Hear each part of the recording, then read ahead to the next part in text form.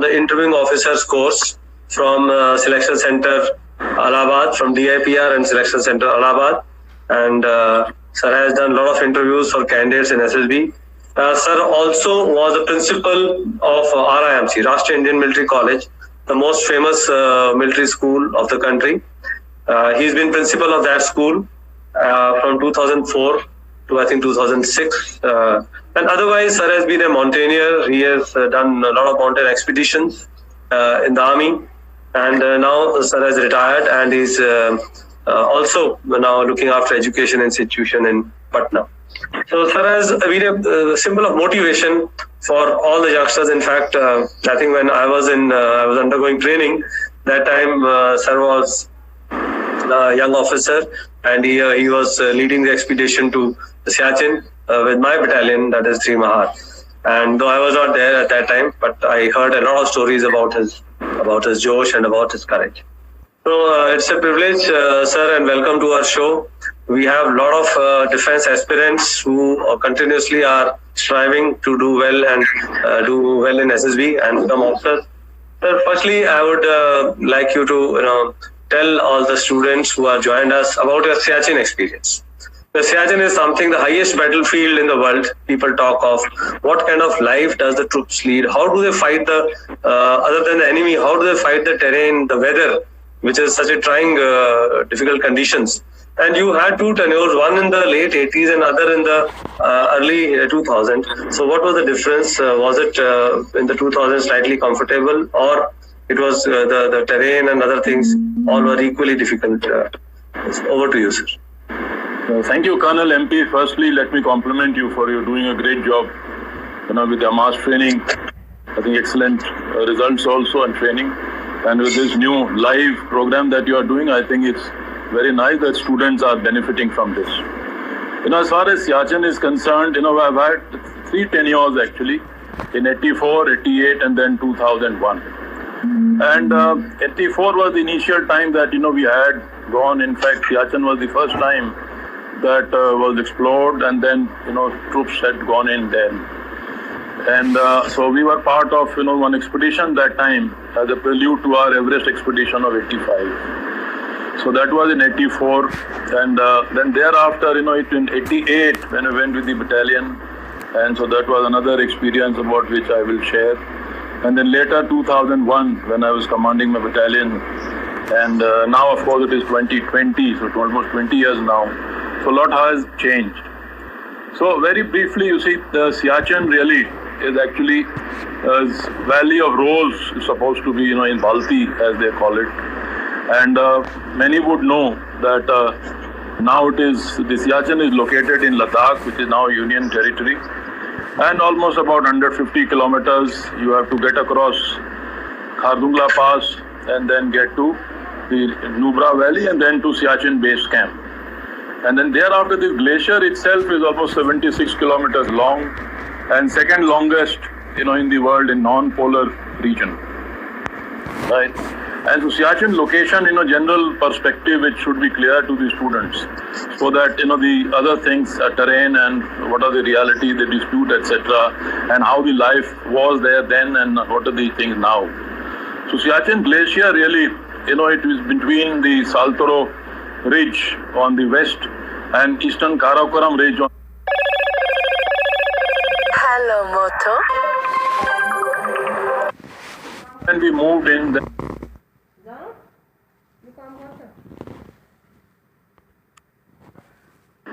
And so we were dominating in most of the locations.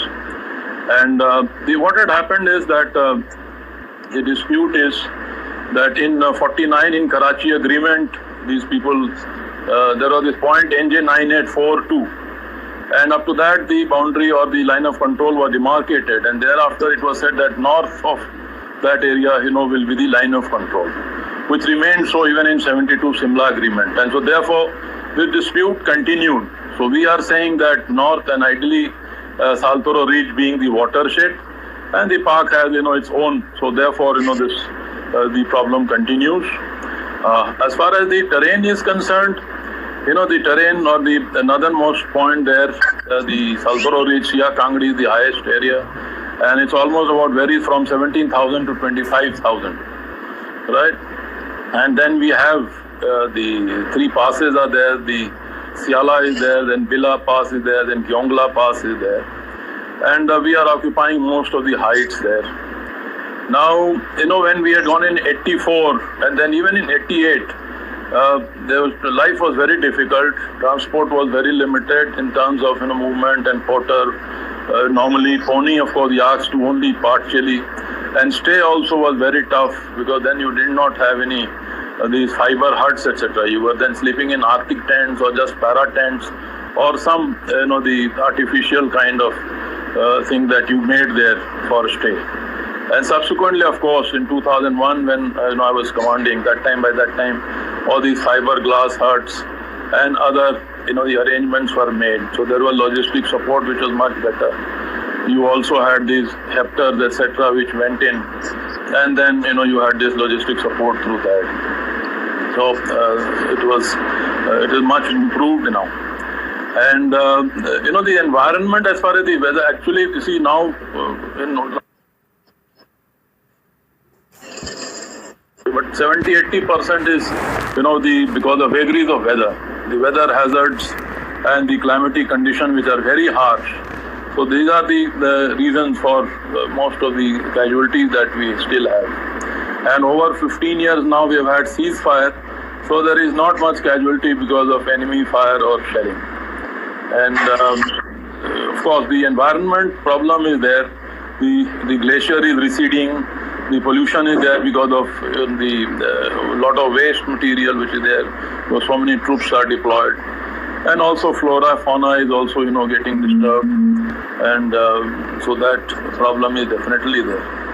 And of course people have been talking about making it some peace park and so on. And but of course now if mutually agreed decisions are made, some amicable solutions is there, and then partial withdrawal or some troops may be left and the normal surveillance, etc. can be maintained. So then Siachen can be looked after, in that manner. So this broadly is about, the Siachen Glacier. So what are your memorable experiences? Did you have any times, difficult times or any mishaps where you had to react and, save lives and certain things? Did any such things happen in your tenures? Oh, you see, Siachen Glacier, like I mentioned, less because of enemy bullet, but more because of weather hazards. And we've had, in fact, at least twice, in 88, there was one because of avalanche, and second because of this crevasse. So let me, go over these two. I think as far as avalanche was concerned, there is this post on the central glacier. And Gyongla, there is a G3 post where we had about 10 to 12 men were there. And so this avalanche came in, and so it was become very difficult for the local troops to help.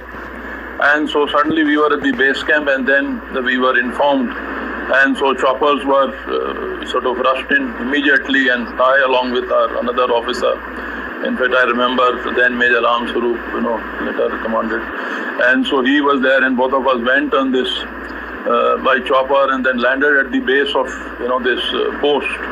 And thereafter, we moved because we had certain amount of training and I had already done my mountaineering expeditions, etc.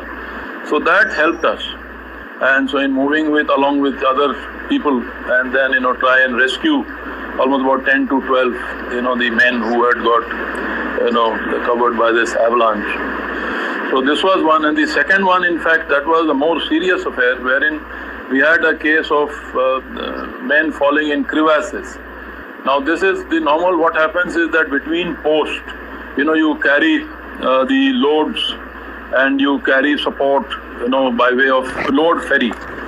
And so there were these 5 men who were moving between this post G3 and Darshak.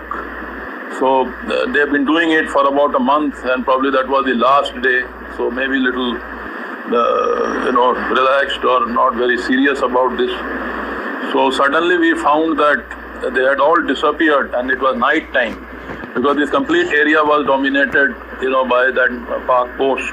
So we had to move by night, and so suddenly after some time, then we realized that they were not there, and then we realized that they had fallen in a crevasse which was almost about 100 to 120 feet.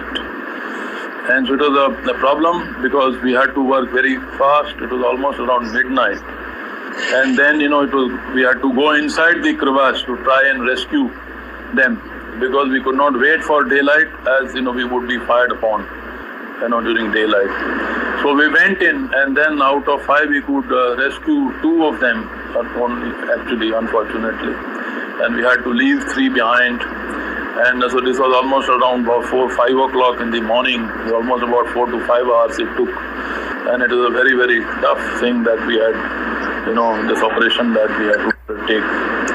And so these were 2, I think, which I could narrate through my experience regarding rescue operation there. So 2 you were able to save 2. Rest one could not retrieve them. 120 feet is very, very deep. It's almost like going such a deep, but it's all dark inside. It is absolutely dark inside, and glacier and the crevasses, in fact, as you go deeper, the crevasses narrow down. So it becomes very tough. And, so almost you have these headlamp, etc., which you can try and use. But almost like artificial climb, lot of the technical sort of rope work is needed. You need to lower down people, and then try and pull them up. So I think it is a very, very difficult operation, really. Very difficult operation. And especially, sir, in such a height, even when the oxygen is not completely there, and all these things become much more difficult. The temperature is -30, -40. Of course. Certainly, sir, that must have been a real memorable period under trying circumstances. Sir, and I now would like to know about your experience as a principal RIMC, because a lot of students who have joined us are going to appear in the written exams, and they keep asking what they should focus on for NDA written or for CDS written. What quick tips you can give them if they have to tackle? Because since the principal of RIMC, you must have had so many students. In fact, I believe all RIMC children are able to crack the written exam. So what tips would you give to our audience who is preparing for NDA, CDS exams? Right. Of course, you see the RIMC, since, they're groomed in that manner, so they have that motivation. And of course, most of them, they get through at least in second or third attempt. If not, more than 70-80% they get through in the first attempt. So like I said, you see, when they join in so early, the motivation is there. Now for the others who are, keen to join NDA or CDS, the first thing that people must get to know the syllabus. And which, of course, through the books, website, etc., that is known. Because very often you see some of us, or some of the students, I know, that they are not very clear about, these syllabus, complete syllabus. So that is one. They must get to know, because different subjects are there and they go into the nitty-gritties, work out in detail. So that is one, so that helps. Second then would be required is the notes that they make. So that note making, that is very important. And maybe, they could have at least 2 to 3 sets of notes for subsequent revision when they come closer to the exam. Then the third would be, you see, they must have solved all the previous question papers, at least about 5 to 6 years question papers. And at RMC, we had a whole lot of question bank. So almost about students used to solve 7 to 10 years of papers and many of these questions and previous years papers. Then the mock paper, this is important, to do these exams in the exam environment really. So that would then let them sort of get a feel and also check as to what are their capabilities, what are the strong points, what are the areas where they still need to improve, grey areas, so that then will help them to improve and go over, because these tests are objective kind, this ORM sheets, OMR sheets and all that they should use it, so that will help. And like I said, you see, the motivation, that is important, because if you are really stuck to that you have to clear written, you have to go to, get into the armed forces, so then you must sort of decide, and I'm sure then that will be a motivation for these students to do. Then of course there are these websites, many websites are available which of course give you certain guidance, and books etc. guides are of course there which will help you. But what I found was most important is doing these mock papers and the weekly tests and complete coverage of syllabus and making those short notes, for various subjects. And of course for maths you need to practice a lot, and especially the NDA, because that is a little difficult. So these are some of the tips that I would like to give for the written exam. So, friends, sir has given you very important tips, starting from know the syllabus. Most of you, they don't even bother to see the syllabus. It's there on the UPSC website, CDS syllabus, NDS syllabus. See the syllabus, download it, print it, take a printout, see the subjects, then make your notes. Next point, sir, consult old question papers, and then if you are doing some mock tests on your own, put a timer, do a mock test, see the answers, where do you stand. I think very good tips sir has given. If somebody really goes in this approach, I don't think there is any need to go for written coaching. So a lot of people keep asking me, a parent ko call aata hai ki I want a written coaching for my son. So I tell them, someday I also tell them, don't waste money. Written की तैयारी आदमी खुद कर सकता है, इसका syllabus है. Absolutely, because they don't really need. This is all syllabus is there. You've already done your education, in your classes, and the subjects are there. Only some specific things are there. What I've also one thing, additional thing which I could make. I mean, if the students are decided, let's say in class 11th, after they do 10th to 11th, and then at that time itself, they should then get to know the syllabus earliest, maybe 2 years before. So part of the syllabus, like maths, let's say. So they could incorporate in their preparation while they are preparing for class 11th or 12th. And likewise for science and social science in the GAT paper. So the regular academic subjects that they are doing, so along with that, part of NDA syllabus could be co-opted, so that would help. And English is there, so English also, normal study is there, but then you see the NDA, this thing, the application of that knowledge is there. So if they know the format of the tests, and so then they could incorporate that, so that will then help them, as they are preparing, doing their normal education and classes. Sir, last part of it, I would like you to give some tips on the SSB interview. Since you have also been an interviewing officer, so you've done the course of the DIPR as well as SSB. What tips would you give to those who are preparing for the interview aspect of SSB? Right, okay. You see, the SSB, as the aspirants would generally now know, that it is, a test of their personality, the test of certain qualities which is there. So 3-4 things which I would like to them to know is that if it is a test of personality, test of certain qualities, and over a period of time, and like interviewing officer is there, psychologist is there, then the group testing officer is there, over 5 days, these things are there. And now these tests are there based on what they are able to project, also what they are not able to project. So those tests are also there by way of psychology tests, etc. So first people must know what the personality is actually. And so it is not only just the physical appearance that very many of us think, but more than that. And so it is, that your psychophysical response which characterizes your behavior and thoughts. So that is your personality.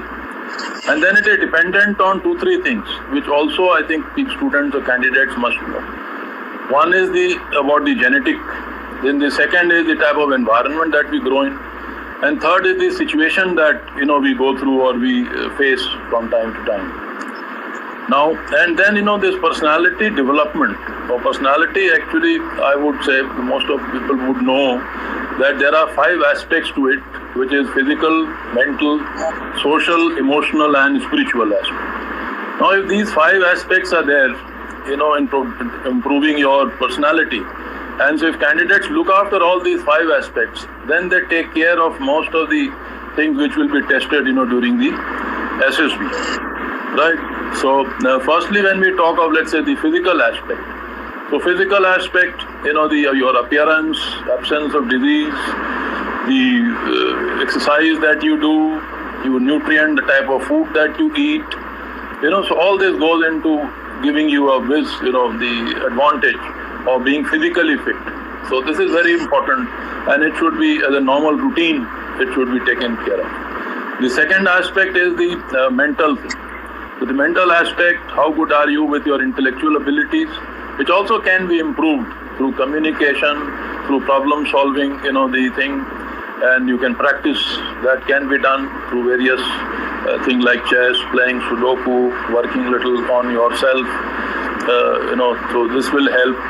So the intellectual ability, the academic performance, will gauge your the intellectual ability. Then the third thing is the social aspect. So how it is you are socially sort of good, or you have relationship with yourself as also with others, your interpersonal and intrapersonal relationship. So this is also very important. And now even aspect of life skills, the soft skills to some extent also comes in. So this is the third thing. The fourth is the emotional aspect, and how we take care of charge of our emotions. Sometimes when we are sad, sometimes we are happy, sometimes we are afraid of certain things. These are the emotions, basically responses to our different moods, which is little different from normal logical or reasoning kind of thing.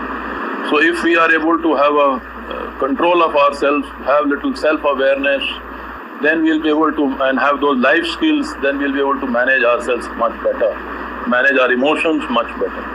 And the fifth is, the spiritual aspects about our awareness, connection with the Supreme Soul of the Supreme Energy, which we can help, through meditation, through self-control, through breathing exercises, and so on. And mostly greater awareness at our level or the level that candidates are. So this one. As far as interview per se is concerned, usually the nominating interviewing officer will have about 15 to 20 minutes or maybe a little more, and will ask questions pertaining to about your academics, about your family, about your routine, about your general knowledge and current affairs, also certain aspects about your friends and different type of people that you come in contact on daily basis. How people help yourself, your people at home, what is the type of routine that you have, and what are your strong points, what are the areas that you can improve or you want to improve. So these are certain aspects which the interviewing officer focuses. And of course, there are also various situations which are given. The practice to test your ability to plan, ability to face a difficult situation. So these things are also given. Certain situations, hypothetical or real situations, may be painted over the course of 15 to 20 minutes. And normally, tests those answers or responses through your PIQ forms, which candidates may be aware. That personal information questionnaire which is there, which students fill. So there are, the one advice that students must fill these PIQ forms properly, and they should be truthful about it, and they must know everything about what they have written in these PIQ forms. So that will also again be very helpful, because invariably interviewing officer asks questions from the PIQ and related issues. So this is about some tips as far as SSB is concerned. Thank you very much. I think very nicely put out, sir. First start point is the PIQ students, which you must pay attention to what sir has said, and from there only the questions are asked. And other aspects that are brought out, I'm sure you'll keep in mind. And sir, thank you so much for joining us on short interview show, sir. And I'm sure the students who have listened to you.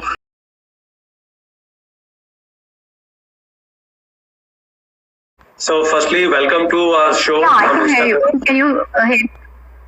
Yeah, I can. Thank you so much, sir. Thank you so much for having me here. Okay, dear friends, we are having Dr. Divya. She's been throughout a student of defense studies. From our masters in defense and strategic studies, our PhD also has been on revolution and military affairs. So today I called her on the show basically to talk to us about the modernization being taken up by the Indian Armed Forces, the military, Indian military. What are the things in modernization? What are the new weapons and equipment? What are the trends which are coming in? Right. So without taking much more time in introduction, Dr. Divya, I would like you to tell our viewers what are the kind of latest trends in military modernization which we as a country are trying to bring it up and modernize our military. Okay, so starting with one very basic and important thing, that is the indigenization of the armed forces, and the present government has also been understanding the importance of indigenization and has been focusing to develop the domestic defense industry. As we know, I've just read somewhere that General Bipin Rawat once said that we will win the future wars with Indian systems, and I'm quite confident that we will be successful in developing an indigenous Indian industry that will ensure that we win the future wars with Indian system. That is how much important it is, and that's why he was stressing upon the need of indigenization. So as far this thing is concerned, the government also is taking it very seriously. Just last month, Defense Minister Rajnath Singh released a draft defense procurement procedure, and this policy is aligned with the vision of the government to empower the private industry through the Make in India initiative. And this could turn out to be the ultimate turning point. It could be a turning point for India into a global manufacturing hub, if you see. And in the same line, if we see the Defense Ministry, Defense Acquisition Council also had approved for the procurement of 83 indigenous Tejas fighter jets for Indian Air Force with more advanced configurations just last month. And the procurement of fighter jets will be a major boost for Make in India. And another success in 2020, if we talk, is that India won a $40 million defense deal to supply 4 indigenously built weapons locating radars to Armenia. And what is important here is that India won this deal by overtaking Russia and Poland. So that's a real boost for Indian indigenous industry. And as India faces this complex security threats, the government has formed up a mega plan of investing $130 billion to combat the capability of the armed forces in the next 5 to 7 years. And government will be spending this for the fleet modernization in next 5 to 7 years across all the armed forces. And the government has also decided on a broad plan to speed up the modernization of the Army, Navy, and Air Force, under which a range of critical weapons, missiles, the fighter jets, submarines, and warships will be procured in the next few years. Now, if I just talk about the Army, the reform measures seen as the most significant in the decades will include the downsizing of the second largest standing army in the world and make it to the leaner and meaner, beside equipping it with the new technologies and the modern platforms and the weapons they are providing. And the next thing that we talk about in Army, what we have done is that the year also saw an Army finalizing one of its biggest procurement plan for infantry modernization, under which a large number of light machine guns, battle carbines, assault rifles are being purchased at the cost of nearly 40,000 crore rupees to replace the aging and obsolete weapons which we had. Government's immediate priority is to fast-track the infantry modernization, including procuring 2,600 infantry combat vehicles and also 1,700 future-ready combat vehicles for Indian Army. Ministry of Defense also signed a capital acquisition contract with Israel Weapon Industries for the procurement of nearly 16 to 1,700 light machine guns. And the cost of the agreement was about 880 crore rupees. The armed forces have been pushing for an adequate allocation of funds, although because they just want to prepare our Indian armed forces for, not only for the one front war, but maybe there could be a possibility of two front war from western border and from northern border as well. And our government is also very aware of how China significantly is ramping up its air and naval powers. So this is also aiding, it should motivate India also to boost up its Indian Air Force and naval forces capability at par with the adversaries, especially China now. Dr. Divya, earlier there was time when we had a lot of wars with Pakistan. Now, where do you see Pakistan compared to our large armed forces? Do you think there are any comparison? No, there's no comparison, and we have proved it again and again. We have a lot of examples that Pakistan do not stand militarily, and as for modernization of the armed forces is concerned, Pakistan stands nowhere in front of India, be it any aspect. India is much better than Pakistan. Number of tanks, or be it the fighter jets and all. Be it naval ships, be it these foreign missiles or fighter jets or anything. So India is far, far better than Pakistan in all its aspects. There is no match.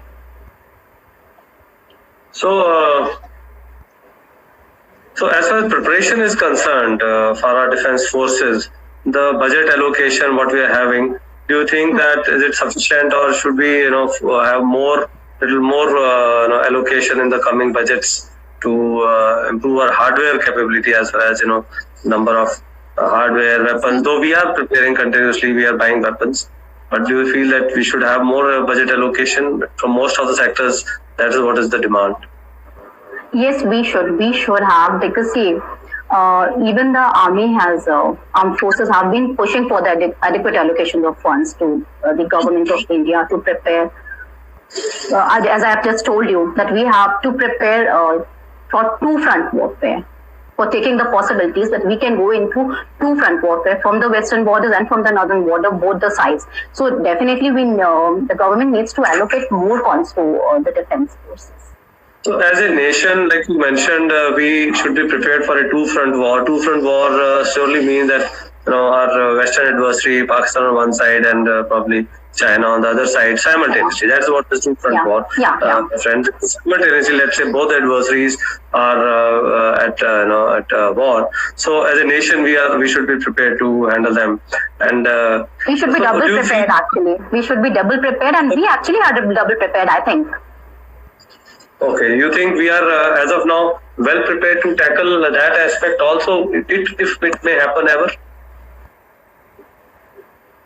Yeah, I think so. Because the policies the government and the army armed forces are making, they take this thing in consideration that we possibly may get into the two-front warfare.